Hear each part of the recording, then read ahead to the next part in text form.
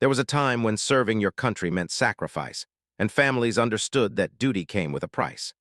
But what happened on Family Feud in November 2024 would remind us all why some sacrifices cut deeper than others, and why some reunions can heal wounds we didn't even know we carried. When Steve Harvey looked into the eyes of a 7-year-old girl who hadn't seen her father in 18 months, even he, a man who prided himself on staying composed, couldn't hold back his tears. Because what this little girl didn't know was that her daddy wasn't halfway around the world anymore. He was standing 30 feet away, waiting for the moment that would change everything. What happened next proved that some heroes don't wear capes. They wear combat boots, and their greatest victory isn't on any battlefield. It's coming home. Sarah Mitchell was 34 years old, a third-grade teacher from Fort Bragg, North Carolina, and the wife of Staff Sergeant James Mitchell, United States Army. For most of her adult life, Sarah had known what it meant to be a military spouse.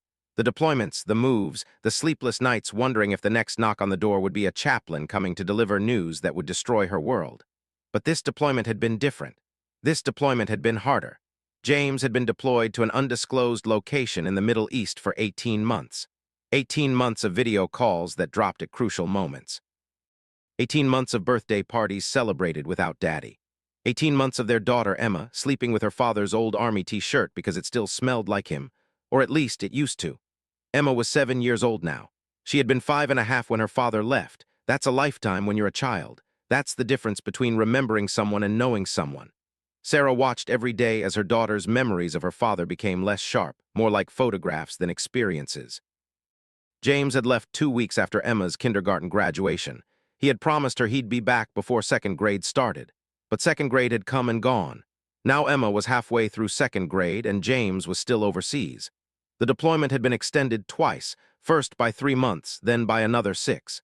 Each extension felt like another piece of their family breaking off and floating away. What made it worse was that James was a decorated soldier, the kind of man who believed deeply in his duty to his country. He had served 3 previous deployments, but they'd all been before Emma was born or when she was too young to remember. This time was different. This time, Emma understood what it meant that daddy was gone. This time, she cried at night asking why her daddy had to be the one to go. Why couldn't someone else's daddy protect the country? Sarah had no good answers. How do you explain sacrifice to a 7-year-old? How do you help her understand that her father was missing her ballet recital, her first lost tooth, her first time riding a bike without training wheels, all because he believed in something bigger than himself? The truth was, James was devastated. During their video calls, Sarah could see it in his eyes. He tried to stay strong for Emma, tried to smile and ask about school and her friends. But Sarah knew her husband. She could see him dying inside every time Emma held up a drawing she'd made for him, every time she asked, "Daddy, when are you coming home? You promised before second grade." The hardest moment had been 3 months ago on Emma's 7th birthday. James had arranged a video call for the party. 20 children from Emma's class had been at their house, singing and playing games. But when it was time to blow out the candles, Emma had refused until her daddy could be there to see it. Sarah had set up the laptop at the head of the table so James could watch via video call. Emma had stared at the screen, at her father's pixelated face thousands of miles away, and blown out her candles while tears ran down her cheeks. She had made a wish. Sarah knew what it was without asking. Emma had wished for the same thing for 18 months, for her daddy to come home. What Sarah and Emma didn't know was that James's deployment had actually ended 2 weeks ago. He had been cleared to return stateside, but he had made an unusual request. Through his chain of command and with special permission, he had arranged to surprise his family. Not just show up at their door, but to do something that would give Emma a memory she'd carry for the rest of her life. A friend of Sarah's from the Family Feud casting department had reached out 6 months ago, asking if Sarah would like to bring her family on the show. It was a special Military Families episode honoring those who served and those who waited at home. Sarah had initially said no, how could she be on a game show while her husband was deployed, but her friend had been persistent. "Sarah, you need this. Emma needs this. Something fun, something to look forward to, something to take your minds off the deployment. Just for one day, let yourselves have joy." Finally, Sarah had agreed. She assembled a team from her teaching colleagues and James's Army buddies who were stateside, people who had become their extended family during the deployment. They called themselves Mitchell's Mission, playing in honor of James while he was overseas. The taping was scheduled for the week before Thanksgiving 2024. Sarah had told Emma they were going to Los Angeles to be on a TV show. that it would be something fun to tell Daddy about during their next video call. Emma had been excited, but that excitement was always tempered by the sadness of doing things without her father. What Sarah didn't know was that James wasn't overseas anymore. He had landed at Lax 2 days before the taping. He had coordinated with Family Feud producers, his commanding officer, and even Steve Harvey himself. This wasn't going to be just another game show episode. This was going to be a homecoming. James Mitchell had missed 18 months of his daughter's life. He had missed first days of school, doctor's appointments, bedtime stories, scraped knees that needed band-aids, and nightmares that needed comfort. He had missed the ordinary, precious moments that make up a childhood, but he wasn't going to miss this moment. He wasn't going to miss the look on Emma's face when she realized her birthday wish had finally come true. On the morning of the taping, Sarah dressed Emma in her favorite dress, a blue one with little stars on it. Emma had insisted on wearing her special necklace, a heart-shaped locket that James had given her before he deployed. Inside was a tiny picture of the three of them together, taken the day before he left. "Do you think Daddy will be able to watch this on TV?" Emma asked as Sarah brushed her hair. Sarah's heart broke a little. "I'm sure he will, sweetheart, and he's going to be so proud of you." "I miss him, Mommy." "I know, baby, I miss him too." What Sarah would have given to know that in 4 hours, Emma would be in her father's arms. The Family Feud studio was decorated with American flags and patriotic bunting. It was the final taping of their Honoring Our Heroes special week, and the producers had saved what they thought would be the most emotional episode for last. They had no idea just how emotional it was about to become. Steve Harvey had been briefed about James Mitchell's surprise return. The producers had shown him photos of Emma, told him about the 18-month deployment, explained how long this little girl had been waiting for her daddy. Steve had been in show business long enough that he rarely got nervous, but as he looked at the photos of this little girl with her father's eyes, he felt his chest tight. "This is going to wreck me," he told the producers. "I have daughters, I can't imagine." "We know, Steve, but this is going to be beautiful." Steve nodded. "Let's make sure we do right by this family." Sarah and Emma arrived at the studio with their team. Emma was bouncing with excitement. She had never been to a TV taping before. Sarah held her daughter's hand tightly, trying to keep her emotions in check. She had been doing that for 18 months, staying strong for Emma, crying only when her daughter was asleep, wearing a brave face even when she was terrified that something would happen to James overseas. What Sarah didn't know was that James was already in the building. He was in a special holding area backstage, wearing his dress uniform, his heart pounding so hard he thought it might break through his chest. He had watched a live feed as Sarah and Emma entered the studio.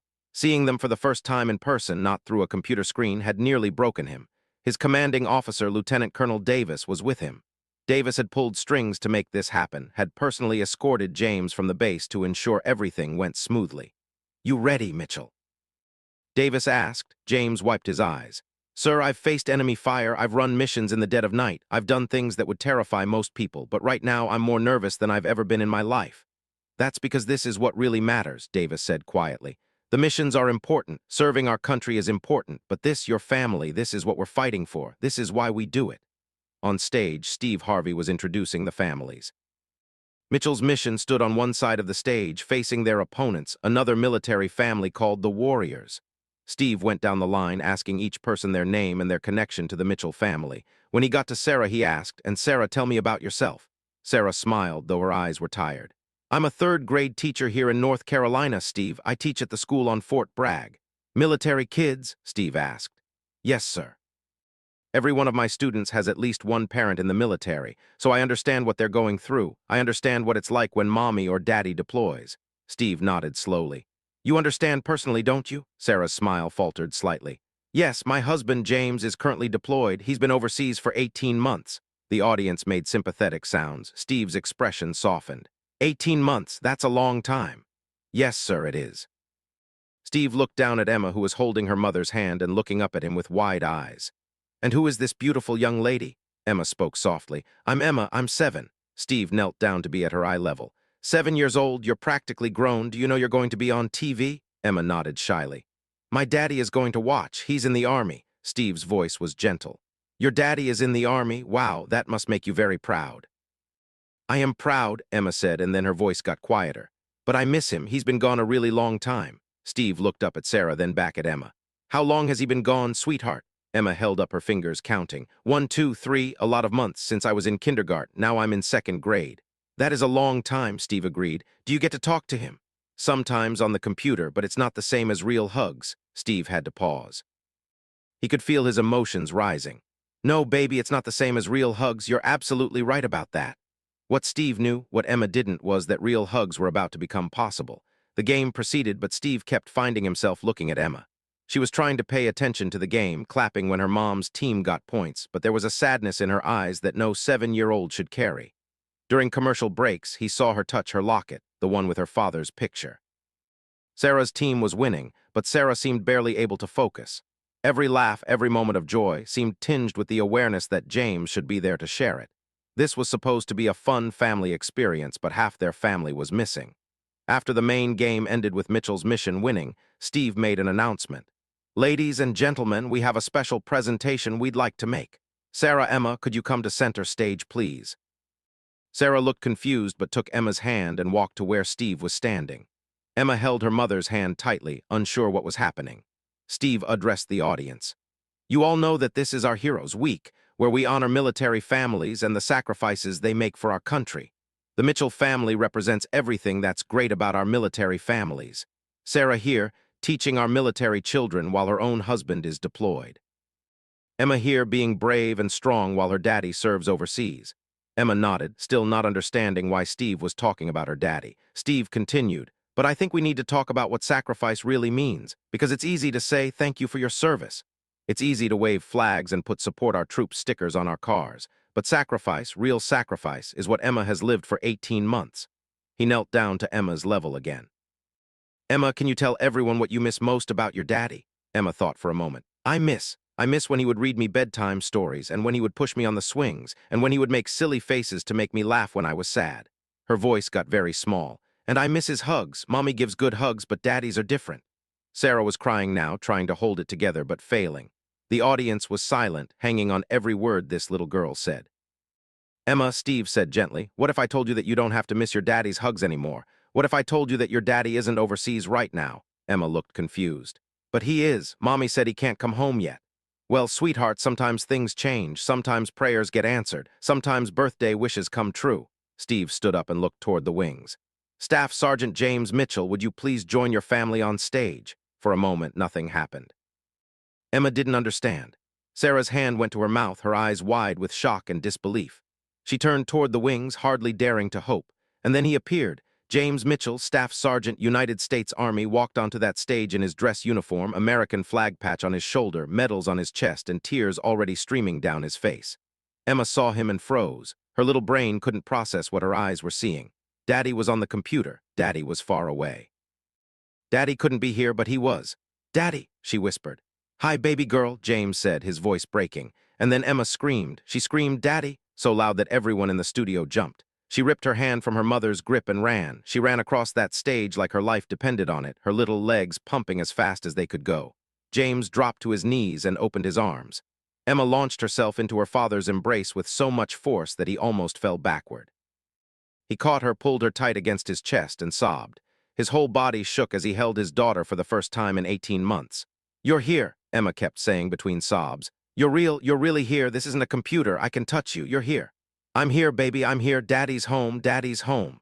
Sarah stood frozen for a moment, her hands over her mouth, unable to believe what she was seeing. Then she ran too.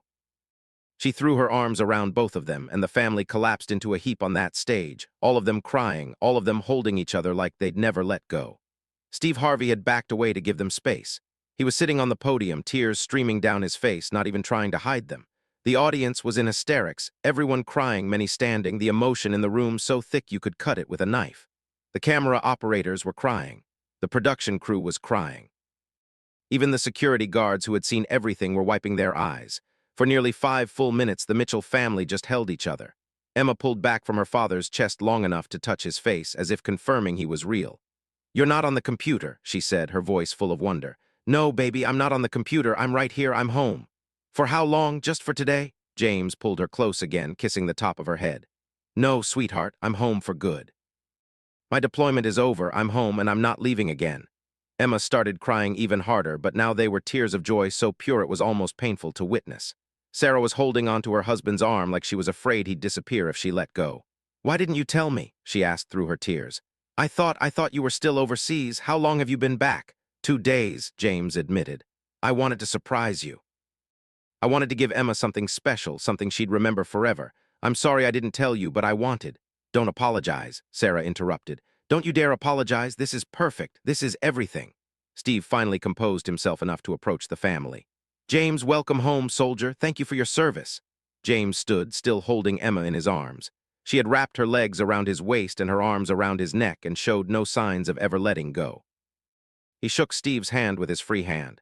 Thank you, Mr. Harvey. Thank you for helping make this possible. Steve shook his head. You don't thank me. You've been serving our country for 18 months. You've been away from these two beautiful girls, missing birthdays and bedtimes and all the little moments that make up a life. The least we could do is give you a moment to remember. He turned to address the audience and cameras. Ladies and gentlemen, this is what heroism looks like. We talk about heroes like they're these larger-than-life figures. But real heroes are people like Staff Sergeant Mitchell here, who missed their daughter's 7th birthday because they're protecting our freedom. Real heroes are people like Sarah, who holds down the fort at home, raising a child alone, teaching other military children, staying strong when every part of her wants to break down. Steve's voice cracked. And real heroes are little girls like Emma, who have to grow up faster than they should, who have to be brave when they should be able to just be kids, who have to understand sacrifice before they can even spell the word. The audience stood and applauded, not the polite golf clap kind of applause, but the kind that comes from deep in the chest, the kind that sounds like thunder and feels like love. Emma had her head buried in her father's neck, but at the sound of the applause, she peeked out. Are they clapping for Daddy? She asked her mother. Sarah smiled through her tears. They're clapping for all of us, sweetheart, for our whole family. James spoke up, his voice thick with emotion. If I could say something, he waited for the audience to quiet down. 18 months ago, when I left for this deployment, it was the hardest thing I've ever done. Emma was 5 years old, and she asked me why I had to go. I told her that I had to help protect people, that it was my job, that I'd be home before she knew it. He paused, looking down at his daughter. But I was wrong. I wasn't home before she knew it. I missed so much. I missed her first day of first grade. I missed when she lost her first tooth. I missed her learning to read. I missed ballet recitals and soccer games and bedtime prayers. His voice broke. I missed her 7th birthday. I watched it on a video call from halfway around the world, and I watched her blow out her candles with tears running down her face, and I knew I was breaking her heart by not being there. Sarah squeezed his arm. The audience was silent, listening. Every soldier who deploys makes that sacrifice. We miss our families. We miss the milestones. We lay awake at night in some tent in the desert or some barracks overseas, and we think about everything we're missing, and we wonder if it's worth it. We wonder if our kids will forgive us. We wonder if our spouses will still love us when we come back different than we left. James looked directly at the camera. But I want every deployed service member watching this to know something. I want every military family to know something. The sacrifice is real. The pain is real. The missing is real. But so is this moment right here. So is coming home. So is the forgiveness and the love that's waiting for you. He turned to his daughter. Emma, do you forgive Daddy for missing your birthday? Emma pulled back to look at her father. You're here now, she said simply. That's all that matters.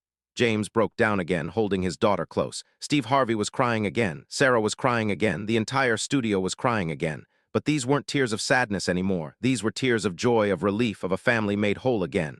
Lieutenant Colonel Davis had been watching from the wings. He stepped forward now, joining them on stage.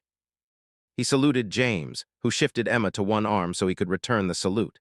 Staff Sergeant Mitchell has served 3 tours of duty before this one, Davis told the audience. He's been awarded the Bronze Star for Valor, the Army Commendation Medal, and numerous other honors. But I can tell you right now, looking at this reunion, that this moment right here is more important than any medal I could ever pin on his chest. Davis turned to Sarah.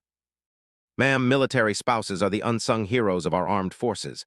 You hold families together. You keep homes running. You raise children alone. You handle emergencies and heartaches and everyday challenges without the partner who should be by your side. The Army thanks you for your service.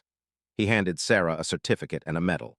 This is the Secretary of the Army's Award for Public Service. It's usually given to civilians who do extraordinary things for the military community. Your work teaching military children, supporting other military spouses, and maintaining your family's strength during this deployment has been extraordinary. Thank you. Sarah accepted it with shaking hands, barely able to speak. I just did what any military spouse would do. Exactly, Davis said, and that's extraordinary. Steve Harvey had regained some composure. James, we have something for you too. Family Feud wants to present your family with $25,000. But more than that, we want to send your family on a 2-week vacation, anywhere you want to go. 2 weeks to just be together to make up for lost time to build new memories. James couldn't speak. He just nodded, holding his wife and daughter close. Emma had a question.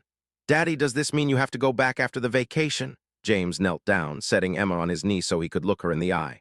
No, baby, Daddy doesn't have to go back. This was my last deployment. I'm done. I'm home now, and I'm going to be here for every birthday, every first day of school, every soccer game, every bedtime story. I promise you, Emma, Daddy's home for good. Emma threw her arms around his neck again. This is the best day ever. What happened next was spontaneous and unrehearsed. Emma pulled back from her father and looked at Steve Harvey. Mr. Steve, she said shyly. Yes, sweetheart. Can I tell you something? You can tell me anything. Emma took a deep breath. When I blew out my birthday candles, I made a wish. I wished that my daddy would come home, and you made my wish come true. Thank you. Steve's face crumpled. He pulled Emma into a hug. Oh, baby girl, I didn't make your wish come true. Your daddy did. He served our country, he did his job, and he came home to you. That's all him. But you brought him here, Emma insisted. To this TV place. You made it special. Steve looked at James and Sarah over Emma's head. Your daughter is pretty special herself. We know, they said together. The audience gave another standing ovation. But something even more beautiful was happening. Other military families in the audience, some who were competing on other episodes, some who were just there as guests, stood up and began sharing their own stories of deployment and reunion. An older man stood up. My son just got back from Afghanistan. I understand what you're feeling, little lady. The day my boy came home was the best day of my life. A woman in her 30s stood. My husband deployed 4 times. 4 times I had to be strong for our kids. 4 times I had to wonder if he'd come home, but he always did, and it's worth it. It's always worth it when they come home. A young man in uniform stood. I'm deploying next month, watching this. I'm scared to leave my family, but I know they'll be waiting when I come back. That's what keeps us going over there. Steve looked around the studio at all these military families, all these stories of sacrifice and reunion, and he understood that this moment was bigger than one family. This was about every family that had ever had to say goodbye to someone in uniform, wondering if they'd ever say hello again. This is America, Steve said, his voice full of emotion. This right here, not the politics, not the fighting on social media, not the division. This. Families who sacrifice for something bigger than themselves. Service members who miss their children's childhoods to protect other people's children. Spouses who hold everything together while their partners are half a world away. This is who we are at our best. When the taping ended, the Mitchell family stayed on stage for over an hour, taking pictures with Steve, with the crew, with other military families. Emma refused to let go of her father. She stayed in his arms the entire time, occasionally touching his face to make sure he was still real. When the episode aired 2 weeks later, during Thanksgiving week, it became the most watched Family Feud episode of all time. Over 30 million people watched James's surprise homecoming. The clip went viral, garnering over 1 billion views across all platforms. But the impact went far beyond viewership numbers. The Department of Defense reported a 40% increase in calls to their family support centers in the week after the episode aired.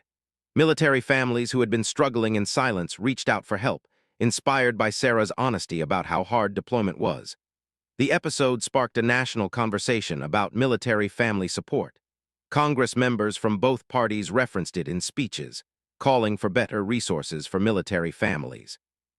Schools around the country started deployed parents programs, creating support groups for children with parents overseas. Emma's story had shown educators that these children needed extra support, not just on deployment day and homecoming day, but every day in between. 2 months after the reunion, Steve Harvey invited the Mitchell family back to his talk show for a follow-up interview. Emma had written a book with her mother's help called Waiting for Daddy, a military kid's story. All proceeds went to military family charities. During the interview, Steve asked Emma what had changed since her daddy came home. Everything is better, Emma said simply. Daddy reads me bedtime stories now, real ones, not on the computer, and when I have nightmares, he's there to make them go away. And he came to my soccer game and he cheered so loud that all the other kids asked who was yelling. James laughed. I might have gotten a little too excited. There's no such thing as too excited when it comes to your kids, Steve said. Sarah added something that resonated with millions of viewers. The hard part about reunion is that everyone thinks once they're home, everything goes back to normal immediately. But James has been gone for 18 months. Emma grew up a lot. I changed. He changed. We had to learn how to be a family again. It's been beautiful, but it's also been an adjustment. That's important for people to understand, Steve agreed. The homecoming isn't the end of the story. It's the beginning of the next chapter. James nodded. I had to learn my daughter all over again. Her favorite foods changed. She's into different TV shows. She's scared of things that didn't scare her before, and I had to learn how to be present in the everyday moments, not just the big ones. But you're doing it, Steve observed. We're doing it, James corrected. As a family, that's the key. We're doing it together. 1 year after the reunion, the Mitchell family started a foundation called Emma's Wish, dedicated to supporting children of deployed military members. The foundation provided care packages, video call equipment, counseling services, and special events to help military children cope with deployment. Every child who registered with the foundation received a special locket, just like Emma's, with space for a photo of their deployed parent. The lockets became a symbol of hope, a reminder that deployment wasn't forever, that their parent would come home. The foundation also created a homecoming project, working with military units and television shows to arrange surprise reunions. In the first year alone, they facilitated 15 surprise homecomings, each one bringing the same tears of joy that Emma and James's reunion had brought. Steve Harvey became a major supporter of Emma's Wish, both financially and as a spokesperson. He appeared in public service announcements, encouraging Americans to support military families not just with words but with action. It's easy to say thank you for your service, Steve said in one PSA. But what are we actually doing to support these families? Are we donating to organizations that help them? Are we volunteering at military family centers? Are we checking on our neighbors who have deployed spouses? Thank you is nice, but action is what changes lives. The response was overwhelming. Emma's Wish raised over $5 million in its first year. Volunteers signed up by the thousands. Military families reported feeling more supported than they ever had before. 3 years after that historic Family Feud taping, James Mitchell retired from the Army. He had served for 20 years, but he made the decision that his family needed him more than the military did. I gave 20 years to my country, he explained in his retirement speech. I deployed 4 times. I missed countless moments with my family. I have no regrets about my service, but I also know that Emma is only going to be a kid once. I've already missed too much. I don't want to miss any more. He took a job teaching JROTC at a local high school, allowing him to continue serving in a different way while being home every night for dinner. Emma, now 10 years old, had grown into a confident, articulate young girl who spoke at military events about her experience. She never forgot what it felt like to wait for her father, and she dedicated herself to helping other military children feel less alone. When my dad was deployed, I felt like I was the only kid in the world whose parent was gone, she told an audience at a military family conference. But I wasn't alone. There are thousands of kids waiting for their parents to come home. I want them to know they're not alone either, and I want them to know that the waiting ends, the hugs come back, the bedtime stories come back, everything comes back. 5 years after the reunion, Family Feud aired a special anniversary episode featuring the Mitchell family. They competed on the show again, this time with James right there with them. Emma, now 12, got to play fast money with her father, something she'd dreamed about since watching old episodes. During the anniversary episode, Steve showed clips from the original reunion. Even 5 years later, watching it made everyone cry all over again. The emotion, the rawness, the pure joy of that moment hadn't diminished with time. You know what I learned from your family? Steve asked them during the taping. I learned that some moments are so powerful they transcend time. It's been 5 years, and watching that reunion still makes me cry like a baby. It still makes everyone watching remember what really matters. Emma had something she wanted to say. At 12, she was articulate and thoughtful beyond her years. Mr. Steve, when I was 7, all I wanted was my dad to come home. That was my whole world, just wanting him back. But now I understand that what happened on this stage wasn't just about my dad coming home. It was about showing people that military families are real people with real feelings. We're not just statistics or politics. We're families who love each other and who hurt when we're apart. She continued, since that day, I've met hundreds of military kids through our foundation, and I tell every one of them that their feelings matter. If they're angry that their parent deployed, that's okay. If they're scared, that's okay. If they're proud but also sad, that's okay too. All the feelings are okay. Steve nodded. That's a powerful message, young lady. I learned it from my parents, Emma said simply. They taught me that it's okay to be honest about hard things. My mom didn't pretend deployment was easy. My dad didn't pretend he wasn't hurting from missing us. They were honest, and that helped me be honest too, Sarah spoke up.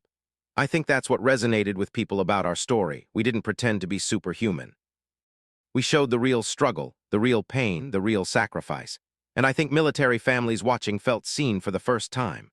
The anniversary episode ended with a montage of other military families who had been inspired by the Mitchells. families who had started their own support groups, kids who had written books about their deployment experiences, spouses who had found the courage to ask for help. One woman appeared on screen with her teenage son. Watching Emma and James reunite gave me hope during the darkest time of my life. My husband was deployed for 2 years and I was drowning. But seeing that reunion reminded me that deployment doesn't last forever. Homecoming comes, you just have to hold on. A young girl, maybe 8 years old, appeared next. My daddy is deployed right now, but I have a locket just like Emma's with his picture. And when I miss him really bad, I watch the video of Emma and her daddy hugging, and it reminds me that my daddy is coming home too. An older couple showed up on screen. Our grandson deployed last year. We were so worried about him. But watching the Mitchell family reminded us to focus on the homecoming, not just the deployment. We're planning a big celebration for when he gets back, something he'll never forget. As the montage ended, Steve turned to the Mitchell family with tears in his eyes. Do you understand what you've done? Do you understand the lives you've changed? Not just through your foundation, but through your willingness to share your story, your pain, your joy. You've given hope to thousands of families. James put his arm around Sarah and Emma. We just shared our truth. We shared what deployment felt like for us. If that helped other families feel less alone, then every hard moment was worth it. Every single one, Sarah agreed. Emma added, and I got my wish. I wished for my daddy to come home, and he did. So I want every other military kid to know that wishes can come true. You just have to keep believing. The camera pulled back on this image. A military family, whole and happy, 5 years after a reunion that had touched the world. They weren't perfect. They had struggled and would struggle again. But they were together, and that made everything else manageable. As the episode ended, a final statistic appeared on screen.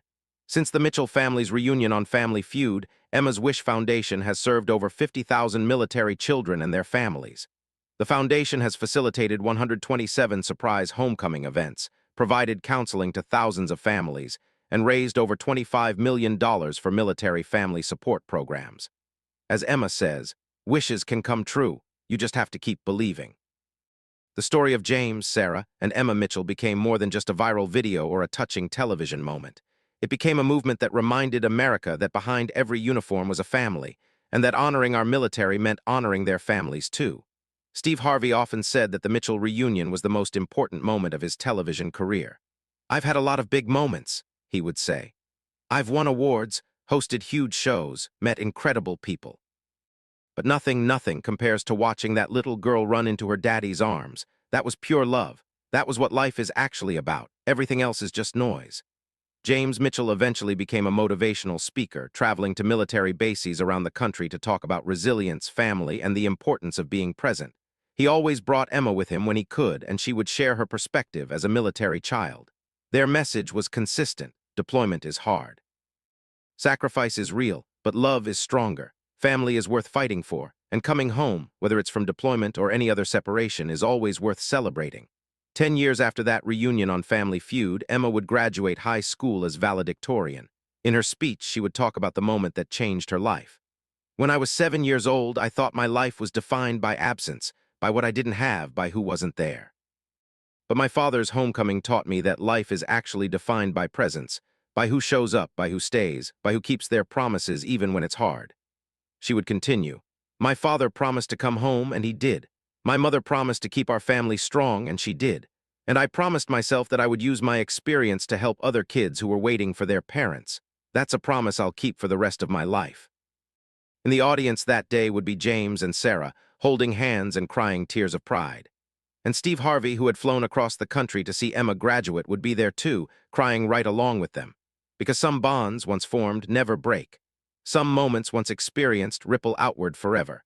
And some reunions once witnessed change not just the people involved, but everyone who sees them.